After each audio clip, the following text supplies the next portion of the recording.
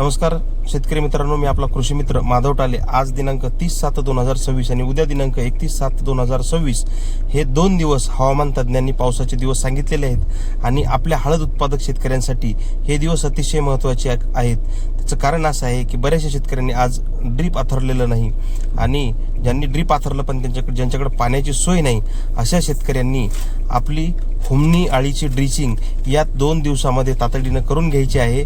कारण या हुमणी अळीची ड्रिचिंग आपण जेव्हा करतो तेव्हा त्या ड्रिचिंग सोबत पाणी अतिशय महत्त्वाचं असते आणि बऱ्याचशा शेतकऱ्यांना आता ड्रीप आथरलेले नाहीत किंवा काही इकडे पाण्याची सोय नाही अशा सर्व शेतकऱ्यांसाठी जर आपण या 2 दिवसामध्ये ही ड्रिचिंग जर केली तर ही ड्रिचिंग अतिशय सक्सेस ड्रिचिंग होते। त्याचं कारण असं असते की आपण जे 200 लिटर पाणी या ठिकाणी या ड्रिचिंगसाठी वापरतो हे ज्यावेळेस आपण त्या बेडवरती टाकतो ते त्या अळीपर्यंत पोहोचत नाही, परंतु आता वरचा जो पाऊस चालू आहे हा पाऊस हे औषध आता जर आपण या 2 दिवसामध्ये जर ही ड्रिचिंग केली तर हा पाऊस हे औषध तुमची हुमणी जिथं कुठं असेल, बेडमध्ये असेल किंवा सरीमध्ये असेल तिथपर्यंत औषध नेण्याचं काम हा पाऊस या 2 दिवसामध्ये 100% करणार आहे। ज्या शेतकऱ्यांना हुमणी अळीची ड्रिचिंग करायची असेल त्यांनी या 2 दिवसामध्ये जसं शक्य होईल तशी ड्रिचिंग करायची आहे।